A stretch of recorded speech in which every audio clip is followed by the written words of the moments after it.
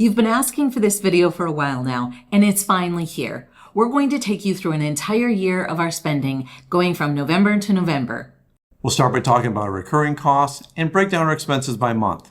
We'll also go through each country and each region, talk about what our expenses were per person per day, our lodging costs, everything you'd want to know. And at the end, we're going to show you some charts so you can compare the differences between each of the places we visited. If you like numbers, we've got numbers.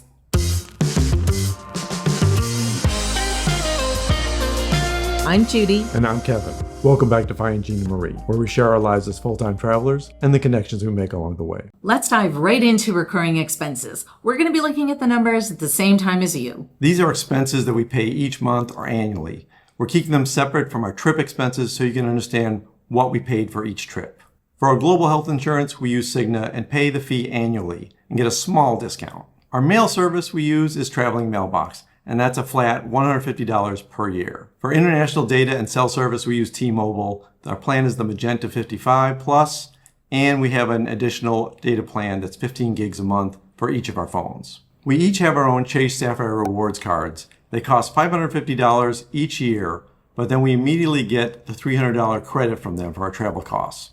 We also get $100 every 3 years for global entry renewal charges. These cards also give us trip cancellation insurance, Priority Plus access to airline lounges, which saves us a lot of money. For entertainment, we have family plans that our 3 adult kids also use for Apple One, YouTube Premium, and various TV services that we turn on and off throughout the year, like Netflix and Max, depending on what shows we're on. We have links to our articles about these costs and why we have them, and additional details for all of these in our video description.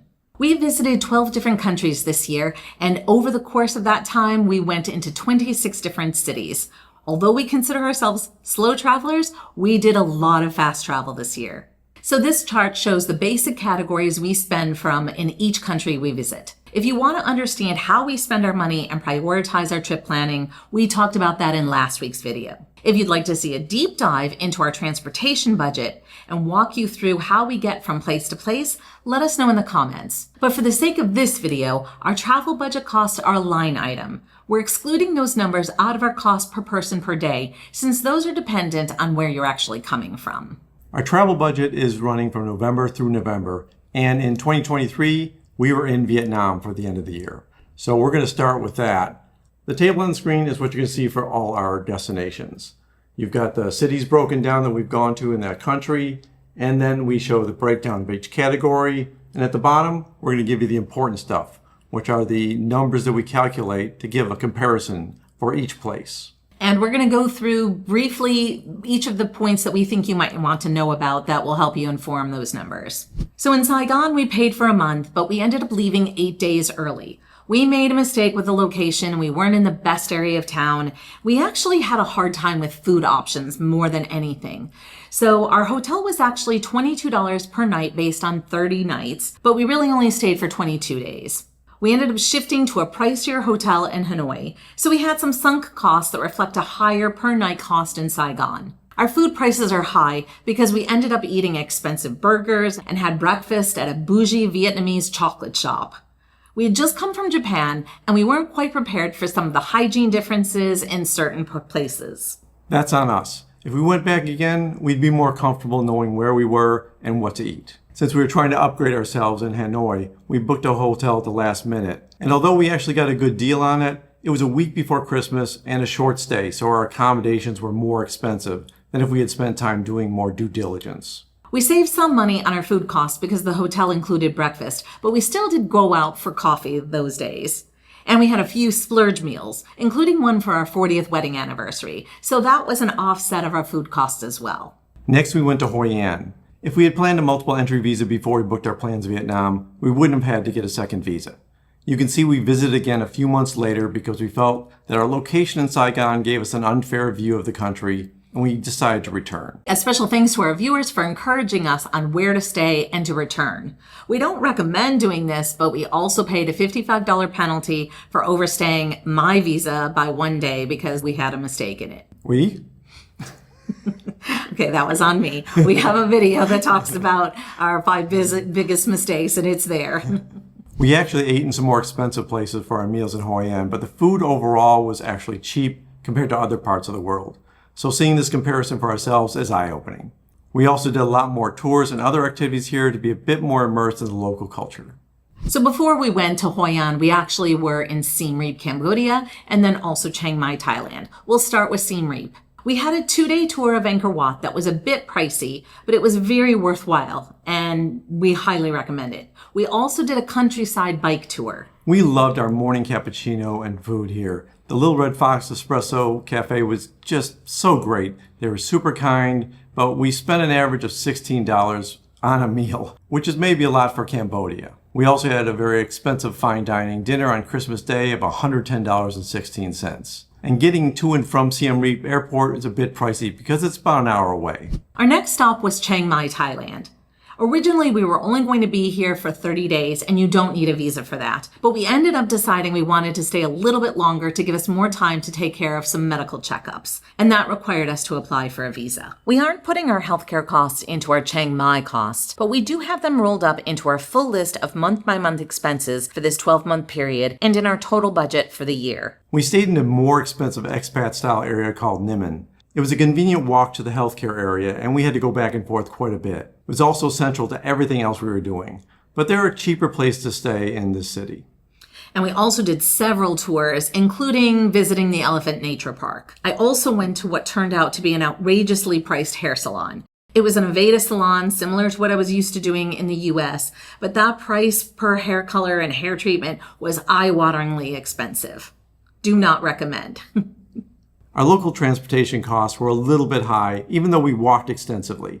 It's a pretty spread out city, and we had to get back and forth to the visa office a few times, which is quite a ways away. So we took a Grab there. We also ended up taking Grabs to night markets, and one of our bike tours requires to take a Grab to a meetup location. By now, we'd already spent 3 full months in Asia, beginning with Japan in mid-October, so we were ready for some familiar comfort food. Some of the best pizza and Caesar salad we've ever eaten was at Chiang Mai's Why Not restaurant, which we visited 4 times during the 5 weeks we were there. We paid an average of $37 for each of those meals, which was 3 or 4 times what our other meals cost here. So after Hoi An, we went to Taipei. Our accommodations were affordable, and we liked the part of town we were in. Our plans got derailed for a few days for some of the day trips we wanted to do because of the 7.4 earthquake that hit while we were visiting. We ended up eating from 7-Elevens and Family Mart convenience stores quite a bit, which were on every street corner, similar to Japan. There was a lot of prepared food that was easy for us to eat. Next, we headed to South Korea and visited the beach town of Busan. Accommodations were expensive here, but we were a block away from the beach, so it was a huge bonus. And originally we wanted to go to Seoul, but we knew it was going to be way too expensive. So we ended up cutting our trip short by 2 days in order to visit Seoul. Even though we had accommodations for an entire month, our per day cost of our accommodations would have been lower since we actually paid for a full month, or $65.75 per night. In Seoul, we stayed at a nice hotel in a good area. So we weren't unhappy about the cost for 2 days, but obviously that price would have been significantly higher had we stayed the same place for a month. Our food prices are a bit high, partially because we inadvertently bought fried chicken for a crowd while we were here because we didn't understand portion sizes. And also we tried a fairly broad variety of foods since we were only here for a couple of days. Food costs in Italy were more expensive than we expected, partially because we were used to the cheap food prices in Southeast Asia, but also because we didn't realize that Orvieto was such a high-end tourist destination. It's not as popular as Rome or Florence, but visitors here tend to have a higher income level. So we ended up getting charcuterie and making our own meals for some of those days. And the cost of coffee and a cornetto was very cheap, but we really did enjoy some more leisurely meals there. And that actually was a very strong cultural difference from what we found in Southeast Asia. The rest of our time in Italy included our daughter, which was wonderful, but that meant we spent much more than we would have if it was just the 2 of us. We did super fast travel and visited multiple cities via train from our home base each day. Our accommodations were for 3 people with separate sleeping areas, since she's a light sleeper and we snore, and a little more upscale parts of the city as a splurge, since this was her first time in Italy. We really wanted her to like it. We were also visiting in early June, which is peak season, and visiting high-end locations like the Amalfi Coast, Lake Como, Cinque Terre, Rome, Florence, and Venice. This was vacation-style splurge travel, not slow travel at any level, and is not what we normally do. Our daughter ended up paying for some of the activities we did, but primarily we spent our time sightseeing and just walking through the cities and enjoying nice meals. And there definitely were aperitivi. We said goodbye to our daughter and we headed to Spain. We wanted to spend a month in Barcelona, but we couldn't afford to, so we gave ourselves 2 days there. Barcelona is a pretty spread out city and we knew we needed a metro, but when we arrived, we bought individual tickets for their metro system instead of getting a 48-hour pass. The individual tickets added to our costs, and we ended up buying those 48-hour passes anyway so we can get around the city for the 2 days we were there. Our hotel was in El Poble Sec, which is a more affordable part of the city while still being central, but it still was very pricey. And although food per person was high, it's really the lodging that killed us there. We saved a little money here by not doing tours or entry fees. And again, technically, we booked an entire 30 days in Madrid, but we only stayed 28. So the front end of it was in Barcelona. And our accommodations were in a great part of town, but the place itself was a little underwhelming.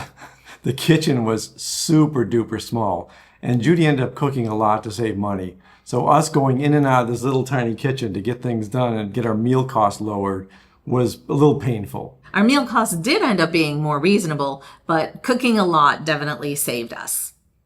We talked about this in our last video, where we try to make sure that we book our USA travel first. And this one was really important because it coincided with Judy's mom's birthday. So it was a big splurge trip. We ended up spending 4 days in San Diego. Our daughter ended up joining us, and we also paid for blowout meals and activities and Airbnbs. So we're not really including those costs because it really was a birthday celebration.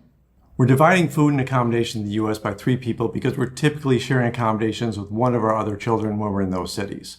And in one city, we stayed with family for 2 days, and in San Francisco, our accommodations cost $1,200 a week. So prices are flipped around. But by far, our time in the US is the most expensive for us. We typically have to rent a car, and we did that in 3 of the 4 cities we visited.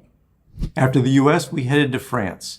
We started with Lyon, and this was actually kind of fast travel for all 3 cities that we were in France. So the costs are going to be on the high side. Part of that was because we had some viewers that we really wanted to meet up with, and so we just made it work. France wasn't on our original itinerary, but it was easy enough for us to switch things around and squeeze it in. Our food costs here are a bit on the high side with some $70 to $80 restaurants.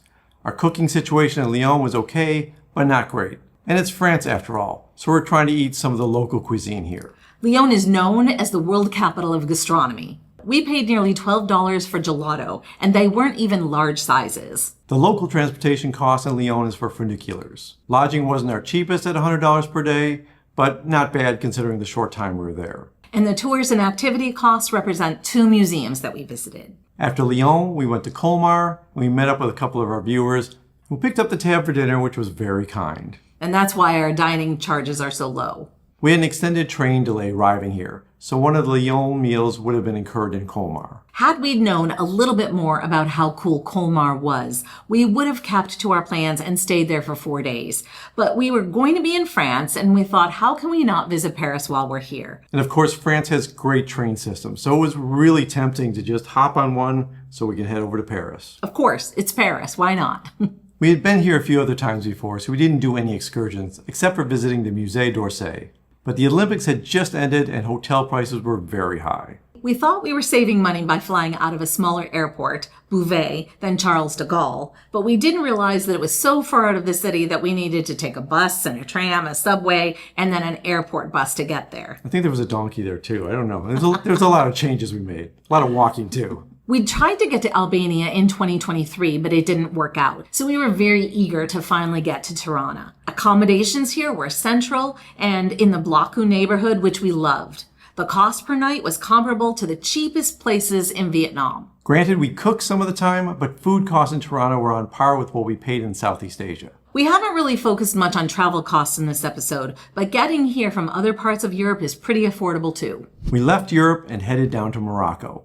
Our first stop was Marrakech. Food in Marrakech was not cheap, at least not in the restaurants that were recommended to us. We weren't really comfortable eating from street vendors or buying food from the outdoor markets, and the grocery budget is really only bottled water. We mentioned in our Marrakech video that Morocco isn't necessarily a budget destination. We stayed in the Medina in a riad, but we felt it was overpriced for what it was, especially since it wasn't an ideal location. And we only did one walking tour, and the rest of the tour activity costs break down to be entry fees. The Sahara Desert was a bucket list item for us.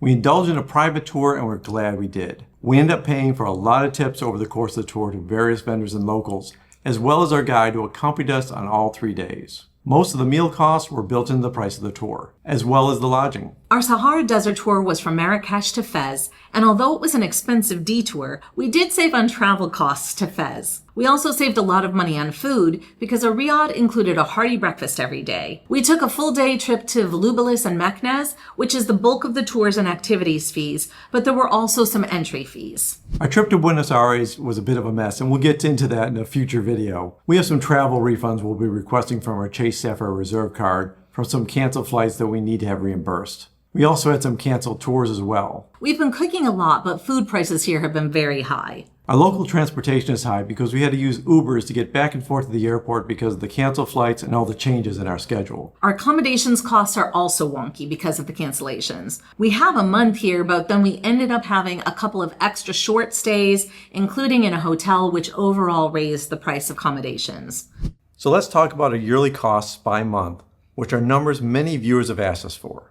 We don't tend to look at our spending this way because some months are inflated when we book flights or accommodations that could be for months in advance. These numbers do not include any 2025 expenses. We're happy to share those if you're interested, and we understand that mastering a budget with fluctuating costs like this can be tricky. Certain Airbnbs will allow us to break up the bill into multiple payments at no charge, so we'll do that. Booking.com will sometimes allow us to pay on arrival. This can be good, but when we need to pay cash versus credit, sometimes getting that much local currency can be a hassle or add to the overall cost due to whatever the conversion rate is at the time we check in, which basically means that our costs in any given month aren't always reflective of the places we are in at the time. So sometimes we spread out some of our travel planning just to keep costs manageable in a particular month. Our health insurance in January raises that month's cost quite a bit, but certainly you can offset that by paying it monthly versus annually. Our lodging is an average of $1,788 per month, which includes 4 continents and a fair amount of fast travel, including a vacation-like experience with our daughter in Italy. Our food budget is $1,548 per month, but when you consider how much we spend on nice meals in restaurants, that's not actually unreasonable for what we prioritize, especially considering some of the high-end budget places we visited, and some of that cost in 2024 includes 3 people, not just the 2 of us. Travel from one place to another averages $893 per month for both of us. But we had a big hop from Asia to Europe, and then in and out of the US to Europe, and then to Africa, and also South America. That cost breaks down to $446.50 per person per month. Our medical costs include $1,311 that we spent in Chiang Mai for extensive medical testing for both Kevin and I, including a cardiologist appointment and a 24-hour EKG monitor, a skin biopsy, and a CAT scan. We also pay out of pocket for certain prescriptions throughout the year. We spent a total of $73,938 for full-time travel from November 2023 to November 2024.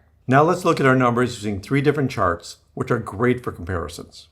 All right, let's look at lodging per day. Our Sahara Desert trip is blank because the cost was for our entire excursion, not per lodging per night. You can see Hoi An and Tirana were our cheapest places by cost per day. We were in a few different accommodations in Rome for short periods of time and larger spaces since our daughter was with us. Seoul was another short stay, but it was more costly than some of our European cities, and surprisingly even the US, which is expensive for us for accommodations since it includes San Francisco. The San Francisco costs in this case are offset because we combined it with a few other cheaper cities. You can see that the length of the stay obviously has a bearing on how affordable accommodation costs are, as evidenced by our fast travel in France, Italy, and even our overnight stays in Barcelona and Seoul. And the only reason the lodging in Amalfi is this affordable because we didn't stay in a more costly place like Positano. We paid more in local transportation costs to save on accommodations. So let's look at our next chart, which is food per person per day. Food isn't necessarily affected by our length of stay. However, the longer we stay, the more likely we are to cook and eat at home. Even during our long stays in Southeast Asia, we never cooked. Our grocery budget really was more snacking and bottled water in those areas. Food costs go up when we're in vacation mode, like we were in Paris. We tend to have more splurge meals and nicer restaurants. You'll recall that we saved money in Fez by getting a hearty breakfast free in our riad, and we took advantage of that every single day, whereas in Marrakech, we had to go out for breakfast. And sweat the whole time. And Colmar is technically a more expensive city, but our most expensive meal was gifted to us. So thanks, Rebecca and Rick. And even though we found food in Madrid to be on the more expensive side, we kept our costs lower there by cooking, even though we did have 2 splurge meals there. Let's look at our next chart, which is total per person per day. When we stayed longer, we were often able to eat more cheaply. Tirana and Hoi An stand out here, even though they're 2 very different places. And of course, the Sahara Desert was an entire excursion, so it includes sightseeing in its total cost. It's interesting that Marrakech and Orvieto are very close in price. We did a few more tours in Marrakech, which bumped up the overall price. If you go back and look, Marrakech's dining was $27.17 and Orvieto's was $36.13, even though we prepared a couple meals at home. And the lodging per day for these 2 cities is similar. Orvieto is $73.19 and Marrakech is $74.96. 9 cities broke the $100 per person per day barrier, and they were all fast travel and had tours and vacation-like activities. 6 cities were under $50 per person per day. And then we had 9 cities that were between $50 and $100 per person per day. So we wanted to give you a few of our takeaways. The first is that vacation mode and fast travel really does cost us a lot of money. Our travel for 2024 was definitely higher than what we spent in 2023. But we were okay with that because when we first decided to be full-time travelers, we knew that the first few years were going to be a little more expensive. We had a whole slew of bucket list destinations that we knew we wanted to get to. So eventually we're going to slow down a little bit more, but while we have good mobility, we wanted to cover some places now. We're also taking advantage of any opportunity we can to meet up with people or travel with family. The fact that our daughter could get to travel with us a couple times this past couple of years is amazing, and we don't want to pass those opportunities up, even if it raises the budget a little bit. We've had some really amazing experiences over this last 12 months, and we're glad that we've been able to share all of those with you. Yeah, I wouldn't trade any of that. But admittedly, slow travel really is our sweet spot. Yeah, if anything, doing this process of breaking down all the comparisons of the different cities and different countries, it nailed it home that we need to be slow travel if we're going to save money. But we're still not going to pass up the opportunity to see some really cool places and meet really cool people. And especially in 2025, we've already got some fast travel for the first 3 months of the year. So we're going to be definitely mindful as we're fleshing out the rest of 2025 that we slow down a little bit more. Maybe a few course corrections. If you're interested in hearing about our 2025 travel plans, let us know. Visiting Southeast Asia is definitely a way to stretch your travel dollars. It's also a way to keep warm when the winter months of Europe catch on and freeze you out.